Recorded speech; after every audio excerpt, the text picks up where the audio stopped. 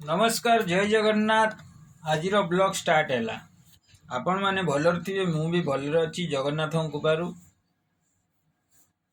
आपण मैंने कहतु मौसम केमती अच्छी आम ओडिशा तो बहुत ठंडा मौसम थी।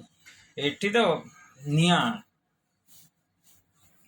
वर्षा नहले भी भल एठी कहीं ना एठी पानी बाहर को जीवाई आम जमी ओडिशा रे वर्षा हो पानी कुआडे हेले पलाउची किंतु एठी सेमती नहीं। 2 दिन 4 दिन जाए कि 6 दिन जाए पानी बुड़ी रही थव। आ कहतु आपण मैंने केमिति अछंती। नीलाखेला ठाकुर तो सरीगला यात्रा। आ श्रावण मास केबेठू आरंभ हो जानी पारनी। शनिवार ठू हो कि रविवार ठू हो मुझे जानी पारनी। कन्फ्यूज हो जाइए। श्रावण मासरे पूर्व सब दाढ़ी फाड़ी सब सेव करिया पड़ो। चुटी फुटी सब कहीं मसे छाड़िया पड़ो ना। आमर तो एमती किसी हेनी कहीं आमर वर्षिकिया जाए बांगर वर्षिकिया सरीगले सीना जहाँ तुम कर मानिक रहा पड़ो। आइंस मुंडल टे आइंस मुंडल छाड़द कौन कर ठाकुर नीति नियम मानिया तो पड़ो।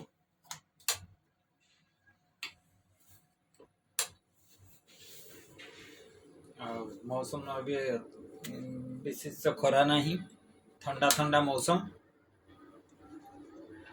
लेकिन जहाँ कहतु खाली ना हूँ दिल्ली दिल्ली रो किंतु बड़ राजधानी किंतु राजधानी रो गोईटा को कहीं जानती नहीं। एते माने गली कंदी रे बहुत असना।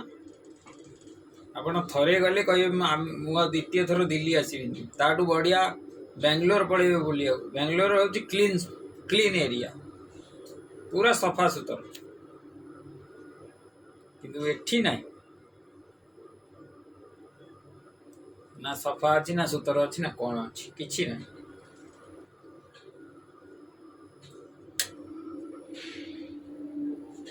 ब्लॉग भी करची क्रेन भी चलची।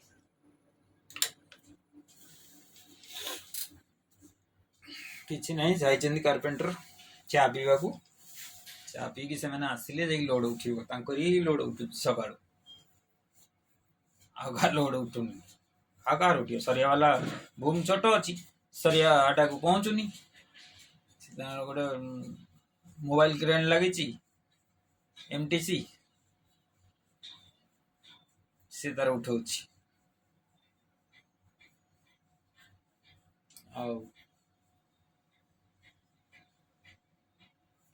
कहतु आपण मैंने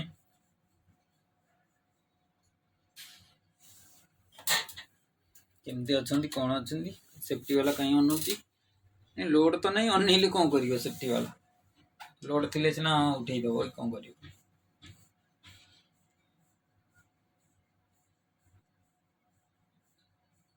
बैलर तैयारी वेल्डर बैलर तैयारी करुच्ची तले सी तैयारी कर सारा पर सी लोड उठो कौन कर चली जगन्नाथ कृपारू चलती जो पर्यटन चलो चलो देखिया ओडिशा रे जदि मिल जाता मु दिल्ली छाड़ दियंती। क्रेन ऑफर जदि ओडिशा रे मिलता मु दिल्ली छाड़ दियंती। मु दिल्ली रे रहंती किछि फायदा नहीं दिल्ली रे खाली ना गोटे कोन ना पुओ कोठी काम करछि ना दिल्ली रे काम करछि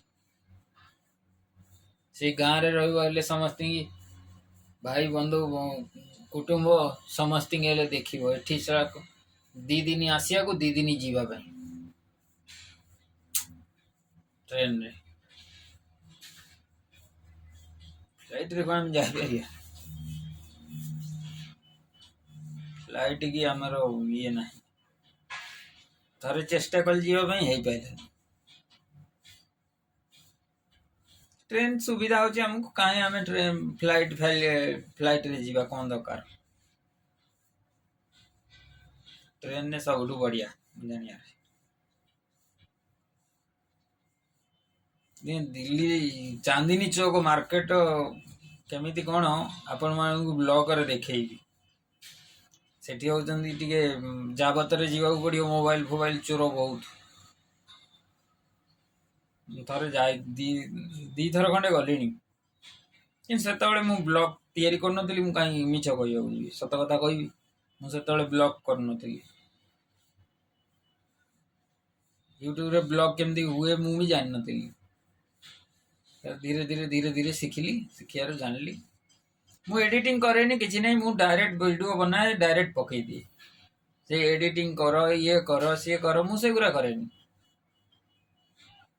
ୟୁଟ୍ୟୁବ ବାଲାର ଇଚ୍ଛା ହବ ସେ ମୋତେ ଆଗକୁ ନେବ, କି ପବ୍ଲିକଙ୍କର ଇଚ୍ଛା ହବ, ଆମ ଓଡ଼ିଶା ଭାଇମାନଙ୍କର ଯଦି ଇଚ୍ଛା ହେଲା ସେମାନେ ମୋତେ ଆଗକୁ ନେବେ, ନହେଲେ ନାହିଁ ମୁଁ ଆଗକୁ ଯାଇପାରିବି। ଭଗବାନ ଜଗନ୍ନାଥଙ୍କ କୃପାରୁ ଚାଲିଛି, ଚାଲୁ, ଯେଉଁ ପର୍ଯ୍ୟନ୍ତ ଚାଲିଛି।